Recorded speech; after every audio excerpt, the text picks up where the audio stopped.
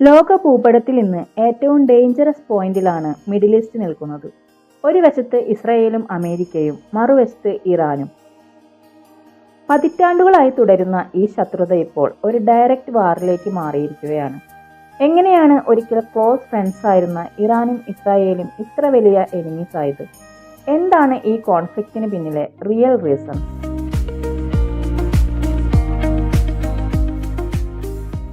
ഇന്ന് നമ്മൾ കാണുന്ന ഇറാൻ ഇസ്രയേൽ പോര് കണ്ടു വളർന്ന തലമുറയ്ക്ക് വിശ്വസിക്കാൻ പ്രയാസമുള്ള ഒരു ട്രൂത്ത് ഉണ്ട്. ഒരു കാലത്ത് മിഡിൽ ഈസ്റ്റിലെ ഏറ്റവും അടുത്ത പാർട്ട്നേഴ്സ് ആയിരുന്നു ഈ രണ്ട് രാജ്യങ്ങളും. 1948 ഇസ്രായേൽ രൂപീകൃതമായപ്പോൾ മിക്ക അറബ് രാജ്യങ്ങളും അതിനെ ഒപ്പോസ് ചെയ്തു. എന്നാൽ ഇറാൻ അന്ന് അവരോട് ശത്രുത കാണിച്ചില്ല. 1950 ഇസ്രായേലിനെ ഒരു ഇൻഡിപെൻഡന്റ് നാഷനായി അംഗീകരിച്ച രണ്ടാമത്തെ മുസ്ലിം രാജ്യമായിരുന്നു ഇറാൻ. ഈ സൗഹൃദത്തിന് പിന്നിൽ കൃത്യമായൊരു പ്ലാൻ ഉണ്ടായിരുന്നു. ചുറ്റുമുള്ള ശത്രുക്കളായ അറബ് രാജ്യങ്ങളെ നേരിടാൻ ഇറാനെ പോലെയുള്ള രാജ്യങ്ങളുമായി സഖ്യമുണ്ടാക്കുക എന്നതായിരുന്നു ഇസ്രായേലിന്റെ നയം. ഇതോടെ തുടങ്ങിയതാണ് ഇവരുടെ ഗോൾഡൻ ഇറ. ഈ കാലയളവിൽ ഇറാൻ ഇസ്രായേലിന് ഓയിൽ നൽകി, പകരം ഇസ്രായേൽ ഇറാന് അഡ്വാൻസ്ഡ് വെപ്പൺസും കൃഷിരീതികളും നൽകി. ഇറാന്റെ ഇന്റലിജൻസ് ഏജൻസിയായ സവാക് രൂപീകരിക്കുന്നതിൽ പോലും ഇസ്രായേലിന്റെ മൊസാദ് വലിയ പങ്കുവഹിച്ചിരുന്നു. എന്നാൽ ഈ സുന്ദരമായ കാലം അധികം നീണ്ടുനിന്നില്ല. 1979 ഇസ്ലാമിക് റെവല്യൂഷൻ വന്നതോടെ എല്ലാം മാറിമറിഞ്ഞു. ഈ റെവല്യൂഷന് ശേഷം വന്ന പുതിയ ഭരണകൂടം ഇസ്രായേലിനെ ഒരു ശത്രു രാജ്യമായി പ്രഖ്യാപിച്ചു.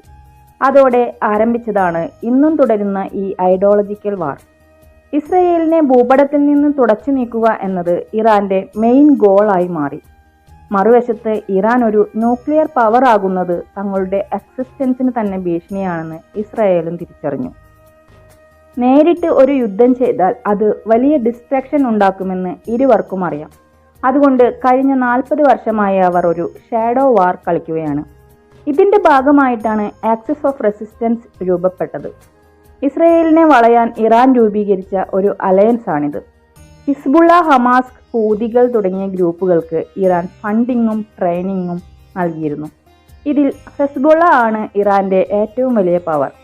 ഇസ്രായേലിന്റെ വടക്കൻ അതിർത്തിയിൽ ഇവർ ഇപ്പോഴും ഒരു ത്രെട്ടാണ്. അതുപോലെ തന്നെ ഹമാസ് ആൻഡ് ഇസ്ലാമിക് ജിഹാദ്. ഗാസയിൽ നിന്ന് ഇസ്രായേലിന് നേരെ വരുന്ന റോക്കറ്റ്സിൽ പലതും ഇറാന്റെ ടെക്നോളജിയാണ്. കൂടാതെ ഹൂത്തീസ്. ചെങ്കടലിലെ ഷിപ്പിംഗ് റൂട്ട്സ് ആക്രമിച്ചുകൊണ്ട് അവർ ഇസ്രയേലിന്റെ എക്കണോമി തകർക്കാൻ ശ്രമിച്ചിരുന്നു. ഇത്രയും ഭീഷണികൾ വരുമ്പോൾ ഇസ്രയേൽ മിണ്ടാതിരിക്കില്ലല്ലോ. അതാണ് ഇസ്രയേൽസ് റിവെഞ്ച്. ഇറാൻ പുറത്തുനിന്ന് ആക്രമിക്കുമ്പോൾ ഇസ്രയേൽ ഇറാന്റെ ഉള്ളിൽ കയറി ആക്രമിക്കുന്നു. ന്യൂക്ലിയർ സയന്റിസ്റ്റിനെ വധിച്ചും സൈബർ അറ്റാക്സ് നടത്തിയും ഇസ്രയേൽ തിരിച്ചടിക്കുന്നു. ഈ യുദ്ധം കേവലം രണ്ട് രാജ്യങ്ങൾക്കിടയിൽ മാത്രം ഒതുങ്ങാത്തതിന്റെ കാരണം മറ്റൊന്നാണ്. ഈ കളിയിലെ ഏറ്റവും പ്രധാനപ്പെട്ട പ്ലെയർ അമേരിക്കയാണ്. അമേരിക്കയെ സംബന്ധിച്ചിടത്തോളം ഇസ്രായേൽ മിഡിൽ ഈസ്റ്റിലെ അവരുടെ സ്ട്രോങ്ങസ്റ്റ് ബേസ് ആണ്.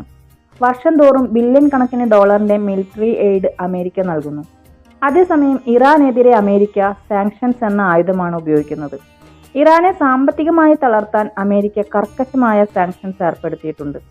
ഇടകാലത്ത് സമാധാനത്തിന് വഴി തുറന്ന ന്യൂക്ലിയർ ഡീൽ 2015 വന്നെങ്കിലും ട്രംപ് പിന്മാറിയതോടെ ബന്ധം കൂടുതൽ വഷളായി. ഇതിനിടയിലാണ് 2020 ഖാസം സുലൈമാനി വധം നടക്കുന്നത്. ഇറാന്റെ പവർഫുൾ ജനറലായ സുലൈമാനിയെ അമേരിക്ക വധിച്ചത് കാര്യങ്ങൾ വാറിലേക്ക് എത്തിച്ചു. ഇതിന്റെ ഫലമായി ഒരു ന്യൂ കോൾഡ് വാർ തന്നെ രൂപപ്പെട്ടു.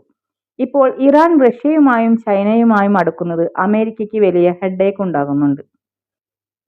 പതിറ്റാണ്ടുകളായി തുടർന്ന ഷാഡോ വാർ ഇപ്പോൾ ഡയറക്റ്റ് വാറായി മാറിയിരിക്കുകയാണ്. ഏപ്രിൽ 2024 സിറിയയിലെ ഇറാൻ എംബസിക്ക് നേരെ ഇസ്രായേൽ നടത്തിയ ആക്രമണത്തിന് മറുപടിയായി ഇറാൻ നേരിട്ട് ഇസ്രായേലിലേക്ക് മിസൈൽസ് അയച്ചു. പിന്നീട് നമ്മൾ കണ്ടത് ടാർഗറ്റിംഗ് ലീഡേഴ്സ് എന്ന തന്ത്രമാണ്. പിന്നീട് ഇസ്രായേലിന്റെ ഇന്റലിജൻസ് കരുത്ത് ലോകത്തെ ഞെട്ടിച്ചുകൊണ്ട് ഇറാന്റെ തലപ്പത്തുള്ളവരെ ഓരോരുത്തരെയായി ഇല്ലാതാക്കുകയാണ്. ഹിസ്ബുള്ളയുടെയും ഇറാന്റെയും കമാൻഡർമാരെ ലക്ഷ്യം വെച്ച് ഇസ്രായേൽ നടത്തിയ സർജിക്കൽ സ്ട്രൈക്സിൽ പ്രമുഖരായ പല നേതാക്കളും കൊല്ലപ്പെട്ടു. പുതിയ നേതാക്കളെയും ഇസ്രായേൽ വധിച്ചതോടെ ഇറാന്റെ കമാൻഡ് ആൻഡ് കൺട്രോൾ പൂർണ്ണമായും തകർന്നിരിക്കുകയാണ്. ഓപ്പറേഷൻ എപ്പിക് ഫ്യൂരി എന്ന പേരിൽ ഇറാന്റെ ന്യൂക്ലിയർ സൈറ്റ്സ് തകർക്കാൻ അമേരിക്കയും ഇസ്രായേലും ചേർന്ന് വലിയൊരു സീക്രട്ട് പ്ലാൻ തയ്യാറാക്കുന്നതായി റിപ്പോർട്ടുകൾ പറയുന്നു. ഇത് വരാനിരിക്കുന്ന ഒരു മാസീവ് വാറിന്റെ സൂചനയാവാം. ചരിത്രം പരിശോധിച്ചാൽ ഒരു കാര്യം ക്രിസ്റ്റൽ ക്ലിയർ ആണ്. യുദ്ധം ഒരു പ്രശ്നത്തിനും പെർമനന്റ് സൊല്യൂഷൻ അല്ല. ഇന്ന് ഈ രണ്ട് രാജ്യങ്ങളും ഒരു ഫുൾ സ്കെയിൽ വാറിലേക്ക് പോയാൽ അത് ലോകത്തിന്റെ ഓയിൽ പ്രൈസ് കുത്തനെ കൂട്ടുകയും വലിയ എക്കണോമിക് ക്രൈസിസ് ഉണ്ടാക്കുകയും ചെയ്യും. അത് ഇന്ത്യയെ പോലെയുള്ള രാജ്യങ്ങളെയും കടുത്ത രീതിയിൽ ബാധിക്കും. ചർച്ചകളിലൂടെ പരിഹാരം കണ്ടെത്താൻ UN ശ്രമിക്കുന്നുണ്ടെങ്കിലും കാര്യങ്ങൾ എളുപ്പമല്ല. ഓരോ മിസൈൽ ആക്രമണവും സമാധാനത്തിനുള്ള വാതിലുകൾ അടയ്ക്കുകയാണ്. ഇസ്രയേലിന്റെ സൈനിക കരുത്താണോ അതോ ഇറാന്റെ ദീർഘകാലമായുള്ള സ്ട്രാറ്റജീസ് ആണോ ഈ പോരാട്ടത്തെ വിജയിക്കാൻ പോകുന്നത്? പുതിയ നേതാക്കൾ കൊല്ലപ്പെടുന്നത് ഇറാന്റെ പതനമാണോ സൂചിപ്പിക്കുന്നത്? നിങ്ങളുടെ ഓണസ്റ്റ് ഒപ്പീനിയൻ താഴെ കമന്റ് ചെയ്യാൻ മറക്കരുത്. ഈ വീഡിയോ നിങ്ങൾക്ക് ഇൻഫോർമേറ്റീവ് ആയി തോന്നിയെങ്കിൽ ലൈക്ക് ചെയ്യുക. ഫാക്ട് ഓർബിറ്റ് ഇപ്പോൾ തന്നെ സബ്സ്ക്രൈബ് ചെയ്യുക. നന്ദി.